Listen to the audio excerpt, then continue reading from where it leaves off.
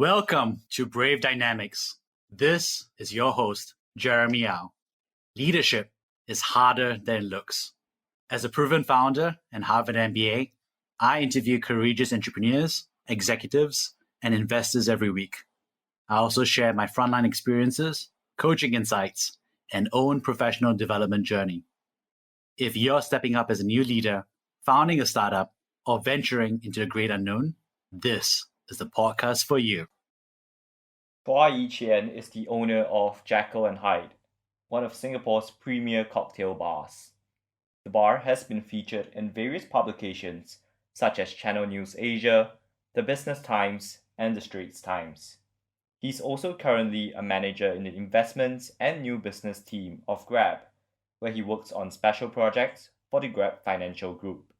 Ee Chien was previously the head of vehicle solutions for Uber Singapore, driving the acquisition and retention of drivers.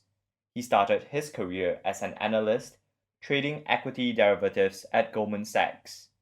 Ee Chien has a Bachelor of Arts in Communications from Brigham Young University. He is passionate about food, finance, technology, and travel, and is fascinated by how the four subjects can blend and weave themselves with one another in this interconnected world. You can connect with him at www.linkedin.com/in/eechienchua. Hey, Chien, good to see you again. Hey, Jeremy, good to see you. I'm super excited to share your journey as a hustler in so many domains with the rest of the world. Exciting stuff. I'm happy to be on. Thanks for taking the time. For those who don't know you, how would you share your journey so far? Well, that's like a very broad question, but let's see. Currently working at Grab, own a bar on the side. Spent the past few years in tech. I was at Uber before that, and then was in finance at Goldman before that. Studied public relations, which is completely unrelated to anything I've done since then. But it's been quite the journey. And I guess to mention, since I've been at Grab, I've been focused on their financial group. So kind of taken a full circle back into the financial space. But yeah, that's kind of the very short journey. How did you personally get started in technology? Technology, that was really interesting, actually. So I never expected to be in finance and I never expected to be in technology. My career has actually kind of taken its own funny twists and turns. And I really think it's one of those things where you look back in life and you say, hindsight is 2020, or you can only connect the dots backward, right? That like Steve Jobs said. So jumping into tech was something that I didn't really think about, but it happened about 4 years ago. So I was at Goldman in the US, and I was trading equity swaps and CFDs. Kind of realized like after a while that just wasn't something that I wanted to do. So I just started looking at all the tech firms. And I mean, back then in 2016, tech was all the rage. I mean, it still is, but especially then. And so I was like looking at companies like Facebook, Uber, Google, and all that, Pinterest, and trying to apply for those companies. But it was actually really hard. Like, I think, especially when you have when you're on an H1B1, it's harder to get companies to sponsor you sometimes, and that's like the visa for working people in the US. So I started to look at the same companies, but back in Singapore, and it was also kind of the time for me to move back. My parents are getting a bit older. I've been away for quite a while. So when one of my friends that I interned with at Bloomberg posted about jobs at Uber, she applied and went through the interview process. I was really lucky. I mean, Uber hired mostly bankers and consultants. So my boss was an investment banker. My boss's boss traded the exact same product by Credit Suisse. His boss was an FX trader before that. So it was helpful in the sense that people had the same background. And it was helpful when I applied and then got the job. I'm at Uber. And since then, I've kind of stuck in this tech space, although some people will argue that ride hailing isn't tech, but What was your first day at Uber like? So I actually started a week early. So my boss was like, hey, can you come in a week early? And I was like, yeah, sure. So I came in a week early and he said, oh, the project that you're supposed to be on or that I wanted you to work on isn't ready, or it's not something we're going to do anymore. So he's like, all right, well, you can go and do something else. And he was kind of busy. Eventually he's like, hey, we've got this like hourly rental program. Can you go figure this out? And I was like, well, what hourly rental program? But it was actually the genesis of like what I eventually did at Uber and what I built out in Uber, which is our vehicle solutions team. So that was an interesting first day, an interesting first week, interesting few months. I always tell people I learned more at Uber in 3 months than I did at 2 years at Goldman, just because it was such a steep learning curve, as well as so many things that they just wanted you to do at the same time. What were some things that you learned at Uber? So Uber had these values back then. They've changed it since then, but it was what Travis came up with back then. And a few of them that really stuck out to me, and I think what I've learned really are values, right? I think that's the first bit, but then the second bit is obviously like, what skill sets and all of that. But one was always be hustling. And I was just like, you just always have to be hustling and like trying to get things done and get shit done. And that was kind of like the informal motto, right? Almost, because you're just trying to get things out as quickly as possible and iterate and test. And we were trying to build to quote unquote like dominate a bond or like conquer the world back then, right? So that's definitely one. Another one was like big bold bets, which was like always just taking these like super big bets, which cost us a lot of money, but again, it wasn't my money, so I guess it was okay.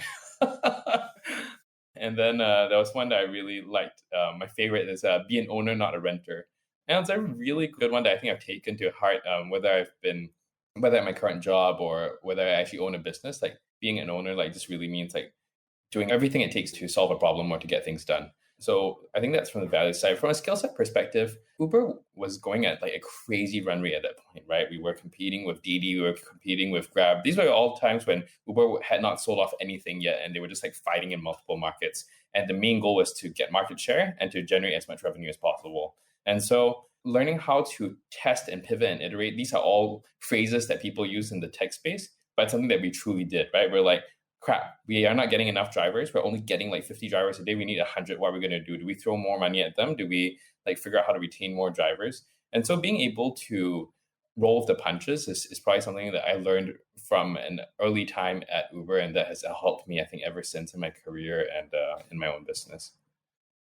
Talking about your own business. So you're the owner of the popular Jekyll and Hyde, which is an amazing place that I love to take my friends and tech acquaintances to as well. Yeah. So I guess it's from my paycheck to your paycheck there. Yeah. Tell us more about how you got started on your own business. Yeah. So Jekyll and Hyde, I actually found it online on a website for sale. So it's on this website called businessesforsale.com. And I literally was just like scrolling through the businesses for fun. Like I like to scroll through random pages on the internet, which is probably like a bad thing because you always spend too much time on random websites or like buying random things that you don't want. And case in point, buying a bar that you don't really need. But it said established cocktail bar in Tanjong Pagar for sale. And I looked at the photos and I was like, oh, it's Jekyll and Hyde, because it was right around the corner from the Uber office back then. And then I looked at it and I was like, hey, this might be interesting. So back then I had a business partner and I was like, hey, are you interested in this? And then we went and talked to the owner, then found out why they were selling. They basically, there were 3 of them, but 2 of them had gone to start this pre-IPO seed funding company called Funnel. And there was like one guy left who was kind of just like running the show. And he was like, I'm married now and I don't think I should be doing this anymore. So bought the business over from him. So the long short of it was an impulse buy, which was, I'm never impulse buying things like that again. It was not a cheap impulse buy, let's put it that way. Yeah, it's interesting because, just this past week, I've had 2 friends who were interested in exploring what it means to buy a business, kind of like a search fund, and then look to turn it around and keep going. What do you think about that? There really is value in that, right? I mean, it's almost like PE, where I guess you're trying to find businesses that could have value or should have value, and they just happen to not have that full value at the moment. And I think when I bought it, I didn't have that intention. My intention was to purchase it as an alternative investment where I would get different returns in a different way while having fun at the same time.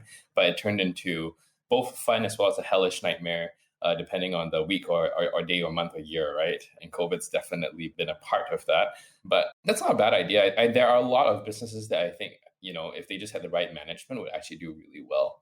And I've started to see that not just with my own business and being able to figure out how to run it more efficiently and better, but also just once you own a business, you get a lot of opportunities to see other people's businesses from a more granular perspective. And you see things that you say, hey, if I ran this business or if I did this, I could do X, Y, and Z to make it better, right? So that's definitely value in it, but you have to find the right operators. And operations is key, I think, to any business.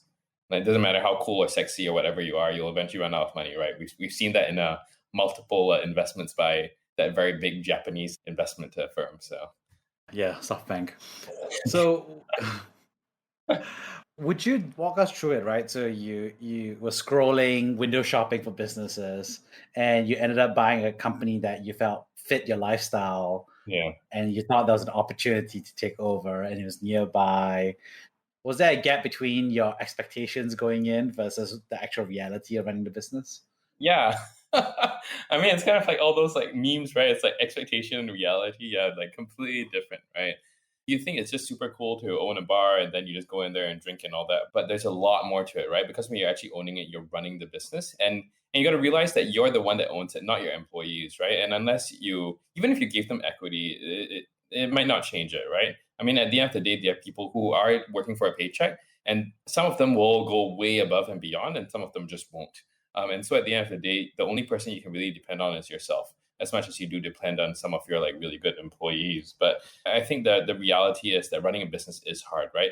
You have to make sure that your revenue is more than your costs. And that's a lot easier said than done because people don't realize there are a lot of hidden costs, right? I mean, people think, man, if you go to a restaurant and you get fries for $10, sure, that I mean that there's a larger markup on it, but it's not like the restaurant's making $10, right? The restaurant's only actually making maybe like $1 or $2, and you don't realize that. You just think, wow, that's like $8 more than I would pay if I just fried the fries at home, right? But you don't consider the rental and the manpower and the utilities and the grab rides home for the employees and the oil they have to buy consistently for the fries. So there's so many different factors that people don't take into account until you actually own a business. What do you feel are the misconceptions around having a side hustle like this? So I read an article from Vulcan Post, I think, or something like that, about these guys who run Aloha Poke, that they have their full-time jobs and then they run it as a side hustle. I guess one thing was that they had a few more people, but I think more than that is the side hustles. I mean, I don't know. It really depends, I guess. I mean, this side hustle is particularly hard. I think you could probably have an easier side hustle. For example, if you were a really good designer or artist and you did like one project a week where you, I don't know, did illustrations. And again, maybe it's a lot harder. So don't quote me on that. But for example, it might be a bit easier to manage, right? Because you are able to manage the workflow that's coming in as opposed to a bar like an F&B business. It has to run or it will not survive, right? So I think side hustles are quite broad. There are very different types of side hustles that you can choose, right? Your side hustle can be F&B, your side hustle can be running a construction company, but your side hustle could also just be baking on the weekends, right? So I think it really is different depending on how you look at it. That's true. I mean, for me, my side hustle is this podcast. And for you, your side hustle is this incredible community and convener. And more recently, you've been on the news for going through the death and resurrection story for Jekyll and Hyde, which must have been incredibly difficult. Could you share a little bit more about the trial and adversity there and how you overcame it? Yeah, I'll try and keep this concise. Jekyll and Hyde was always doing okay. Like, it wasn't doing amazing. Like, I think people always think, oh, it's busy on a Friday or Saturday. And I'm just like, man, if it was not busy on a Friday or Saturday, we would be dead, right? And people don't look at the Mondays to Thursdays where you're actually not as busy. So, I mean, the point around that is it was going okay, but nothing amazing. And then COVID hit. And when COVID hit, it was a very quick succession of crazy things that happened, right? First, they were like social distancing, then all bars had to shut down, then everything shut down, right? And so being able to figure out how to survive through that was, I have to say, the tech background is what helped. Because at Uber, it was that if something failed, you had to try something the next day. It wasn't you try something in 2 weeks. You just try something the next day to try and hit those same numbers, right, that you want to. And so for us, it was like, okay, let's make sure that we have the requisite like food requirements so that we can stay open even though we're a bar, but we're also a restaurant. And then when we shut down completely, it was like, we have to go to bottled cocktails. If not, we just don't have any revenue, right? So when we were doing that, at the same time, we had issues with our landlord where basically the landlord wanted us to continue paying the same rent. Eventually, they got it down to like 60% of the then current rent. And then we were going to go ahead with that. But when we asked to for some a bit more favorable terms and conditions, they were like, no, you have to sign a personal guarantee if you want to do this with us. And I'm like, no, I'm not signing a personal guarantee. Like, I'm not stupid. Like, I did it back then because business was fine, but I'm not going to do this COVID. And at the end of the day, you have to, I guess, at a certain point, cap your losses, right? And I think they didn't expect us to do that. And I was just like, yeah, no, can I swear on this podcast? Like, F you. But right. So in the same way, I also went back and was like, okay, well, F you, you know? And we decided to terminate the lease. And I think when that happened, I didn't have any like energy left to a certain extent. Like if you wanted to find a new place at that point, like you would need capital, right? And I just didn't want to inject any more capital. And obviously you weren't going to get any investors right at that point because everyone was trying to just like keep their heads above water. So you're like, okay, we're going to shut down. But when the news article from Channel NewsAsia came out that said that we were going to shut down, we got a huge outpouring of support where people were just like, oh my gosh, I can't believe my bar's closed. That bar's closing. We love you, but what can we do? And all that. And people started reaching out, right? One, people were ordering our bottled cocktails more. But more importantly, people were like, hey, do you want to collaborate with us? Do you want to work with us? Do you want to rent this space? I mean, so it gave us a lot of opportunities where we could find better landlords and better people to work with to be able to do that. And that's, I mean, as it continued on, I think that the journey was how we were able to get out of the particularly deep rut that we were in and actually survive the day.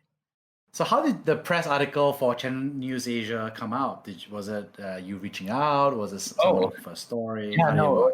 My friend runs this other F&B called Gaso, but his friend was a reporter and she was just trying to find articles about businesses that were closing. And so I think ours was interesting because it wasn't just closing because of COVID, but it was a combination of COVID and like a shitty landlord. So I think it became a more interesting story for her. And I think people also felt for us because we were in that situation. And I mean, look, like people, when they see other people are getting shafted, they generally are pretty supportive, right? Even if you don't know the person or business.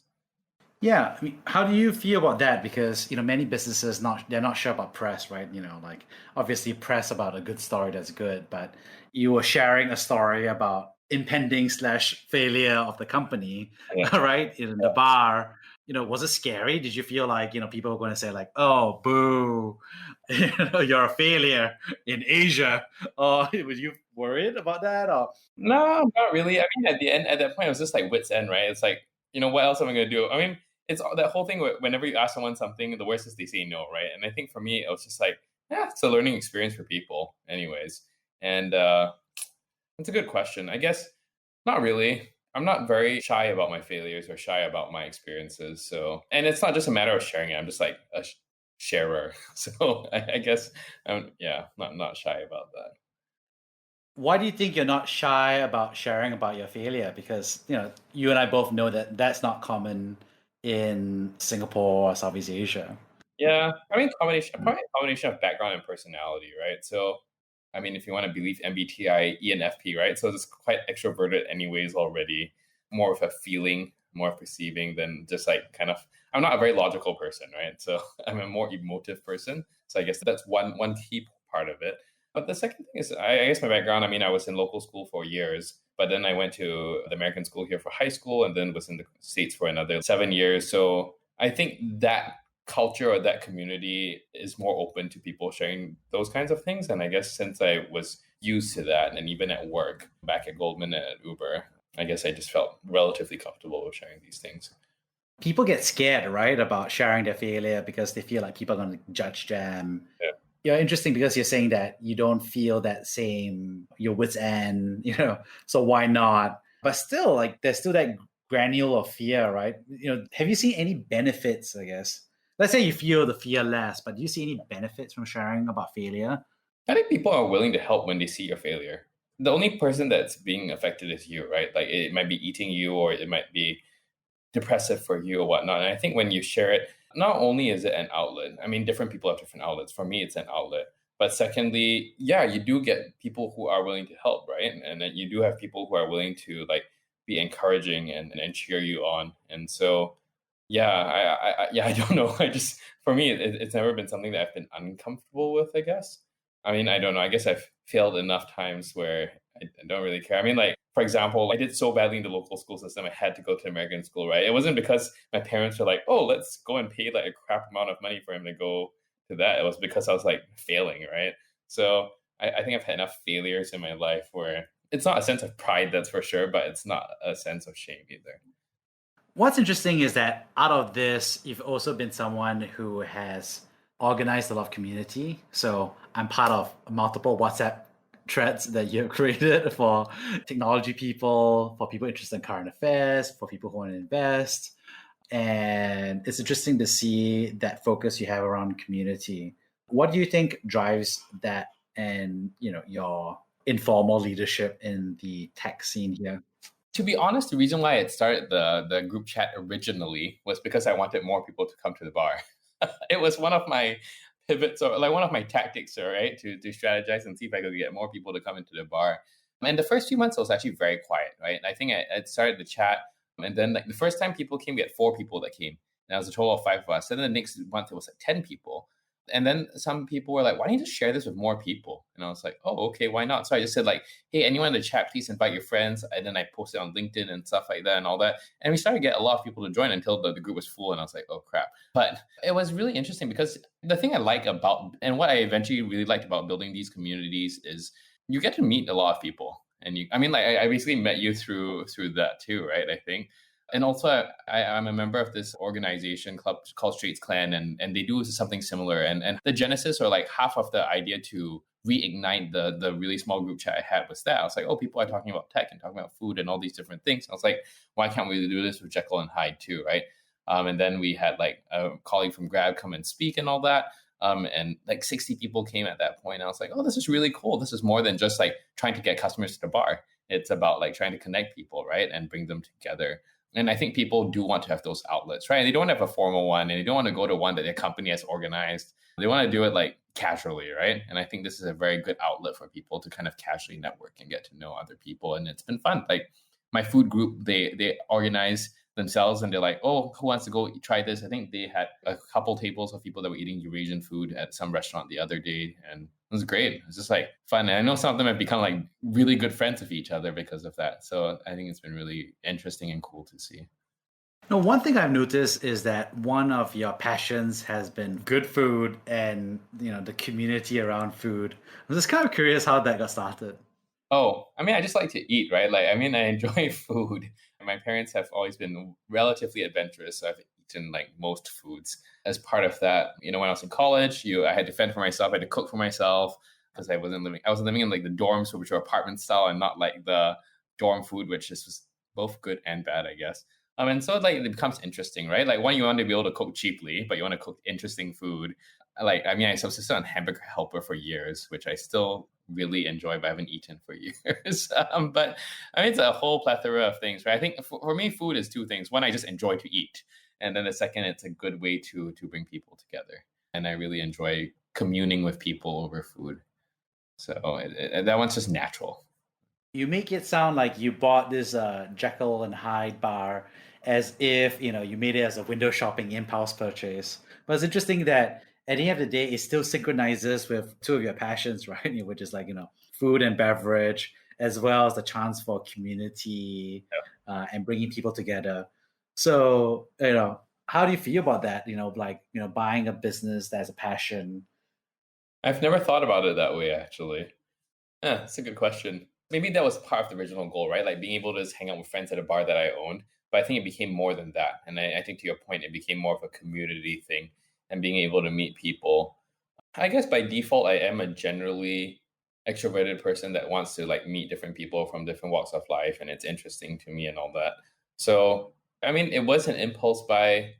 I could have done an impulse buy that was cheaper, I guess, or I could have started a hawker stall or something like that. I don't know. I'm sure that's been another way to build community around it, but it just so happens that it happened that way. So I think, again, for me, like one of the things that I'm probably good at, and the reason why I do what I'm doing, is I'm comfortable with ambiguity. And I think a lot of people aren't, right?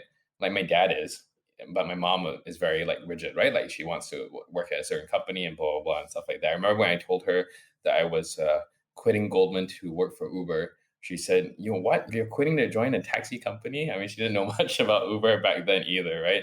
Still doesn't, I think. But yeah, I think it's the ambiguity actually makes a big difference, or that being comfortable with ambiguity makes a big difference. And I think that's why a lot of people stick in their careers or their jobs or whatnot, or their lives, because they're uncomfortable with having things not happen the way that they want it to. Whereas I think for you and for me, we're more comfortable with that kind of feeling or that trajectory. Trajectory, right? That's such a hard question that everybody thinks to themselves, right? Which is like, am I on the right path? Yeah. Am I going to keep going? Or I'm going down? Am I going up? I'm sure you've met a lot of people who ask you that question, right? Like they're in their jobs, they're thinking about exploring new side hustles. How do you respond? What advice do you give to them who are thinking about that trajectory? Yeah.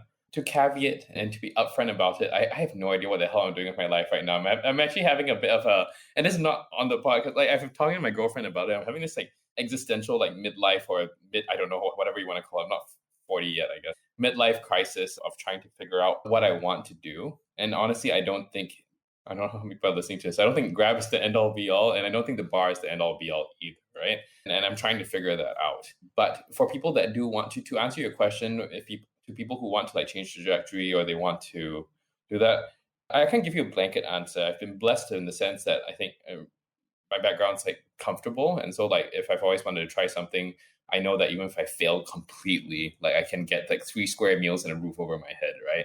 Which I think different people, if they're in different walks of life or stages of life, if you're like working and you're like 40 and you've got like 3 kids that you need to put food on the table for and you're the breadwinner, it's very hard to say, why don't you take a 40% pay cut from Goldman and go to Uber, right? But I think my answer would be this, like if you don't try to do something that you're really passionate about and it can be as a main job or as a side hustle, I think you'll just hate your life or hate yourself after a while and you just be miserable. And that's not good, right? And even if you're 40 and you have 3 kids and you have to put food on the table, if you have the energy and the tenacity, you will find a way to do that side hustle that might bring you more happiness, even if it's selling tutu kueh like on the weekends or something like that, right? And you're really passionate about that. You'll be able to find the time and energy to do that, and then hopefully that becomes something that is full time or something that can sustain you after, I guess. So for people who are trying to reduce how much they hate themselves and are starting to explore new, side hustles or start looking for businesses to run or start, what advice or resources do you feel are good steps for them to access? Good question. I mean, it's talking to people, right? Like talking to people who have done the same thing. So talking to you, talking to me, like, I mean, I don't do this all the time, but I take calls from people, like random people, like someone that I was doing one of those not IG Live, I guess Zoom things with General Assembly like a month or so ago, where they were talking about like the bar industry in Asia, in Singapore. And one lady reached out after that. She's also in finance, and she's like, "Hey, how do you move into tech, and how do you start your own business?" Like I've been thinking of starting my own business too. So like case in point, right? So honestly, like reaching out to people is the best. Like, or go and read a ton of Inc. articles or Wired articles. I mean, read things that are going to inspire you, one, but also give you ideas of what you can or want to do. But second, I think the only way you can do it is by 2 things. Either you get the experience yourself, so you like dive in like head first, or you ask someone and you just try and get a bit of their input and advice. Because it's those real life experiences that will make the difference, not the textbook learnings that you might try to do with this. It's very different from studying accounting or engineering or whatnot.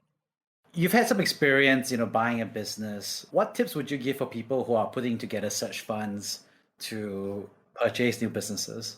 Accountant is the most important thing, both with acquiring the business in terms of like really understanding what the business is going through. Then second, also understanding what you want to do with the business, right? So as a small time entrepreneur, I think the number one lesson was like you need to know your numbers and you need to have an accountant. You need to have someone that you can like help you if you're not already an accountant or whatever, or have that expertise.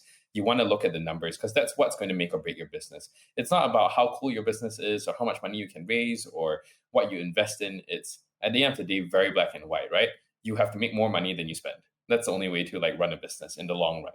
And so I would say that's the number one thing. I think secondly is it depends on if you're with these search funds, are you buying it as an operator or are you buying it as buying over someone and then having them operate it? Then at the end of the day, that's about how much you believe in that person, whether you can keep that person out and put in someone that you think can run it. So that second point is finding the right person or the right operator, because again, that's going to change the trajectory for your business. So 1, knowing the numbers, and then 2, it's the people. And then after that, everything else doesn't really matter because everything will come together if you've got the right person running it and you know what your bottom line is and not going below your bottom line. Just last night I was discussing with a friend who was also exploring the idea of pursuing a search fund, and she was framing it up as a 2x2 matrix. One x-axis being the stability of the cash flow that's coming out of the business, and the other axis is your belief in your ability to turn things around and improve it versus the current trajectory. What do you think about that framework? Stability with cash flow, it depends. So I don't know what your friend is looking at, but it depends on what your returns are, right? If stability of cash flow could be like running a print shop and just knowing that everyone like goes there to print paper, right? Stability would be great. You'll be making like $500 a month maybe, and then maybe you just pay like, I don't know, $10,000 for the business because in 20 months you'll get your return ROI, right? And then you just make money off of that. But if you're looking for a search fund where you want to like scale and build a business and like maybe not $1 billion company, but even maybe like a $10 or $20 million company, then that's different, right? Then you have to look at the possibility of growth. For what it's worth, there aren't like printing chains in Singapore, so your friend could try and do it. I just realized that there are no like big like printing shop chains, so maybe that's a good one, right? I don't know. I think stability is important depending on how much you want to make and how much you want to grow and scale a business.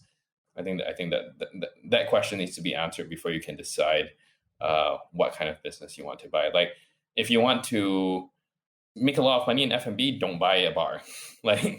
Honestly, like the way I think about it now, I should have just bought like 50 hawker stalls. I'm not kidding. Like, because if you buy 50 hawker stalls and you become like the mee pok king of Singapore or the chicken rice king of Singapore, then your cash flow would actually be a lot better. And your cash flow would be better because, one, you would have scale. Two, you would have like a bigger customer base to play around with. Three, you'd be the only person selling chicken rice in Singapore. As an example, right? So that's my really long answer to your question.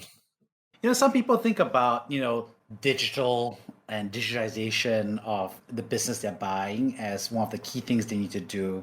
Do you feel like there's a big lever of growth or reduced costs from your perspective? It can be.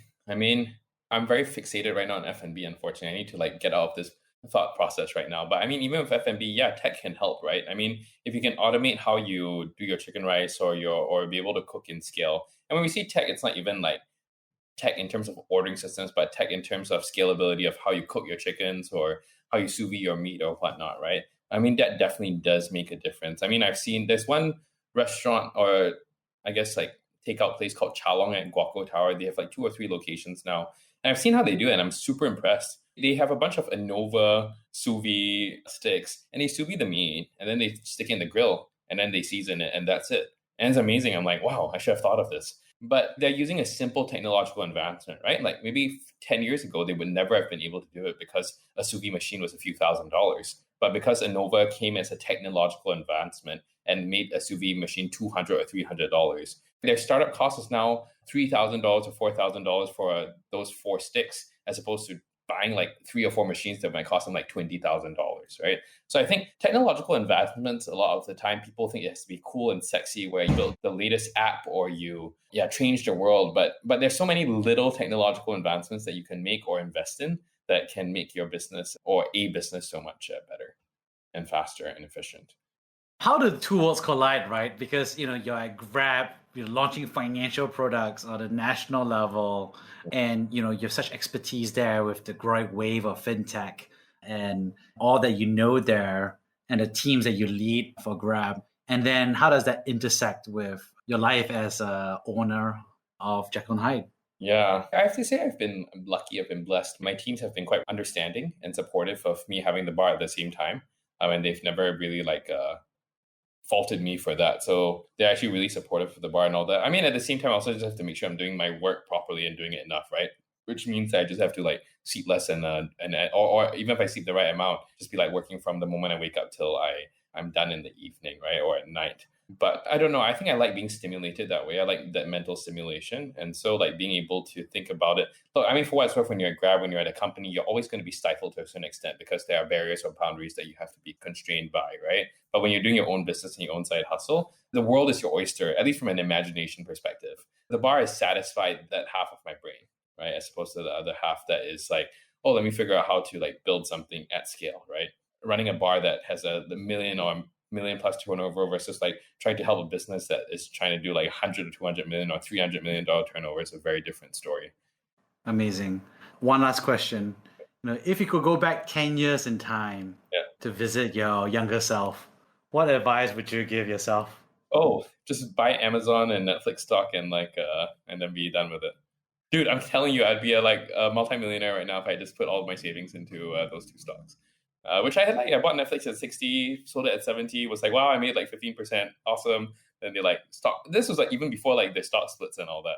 No, I'm not kidding. That is my advice. I would have given myself the advice. Put my money in Amazon and Netflix stock and Apple stock and then just enjoyed life. I would have retired by now and been chilling. Amazing. Thank you so much. Thanks, Jeremy. Appreciate the time. Always a good chat.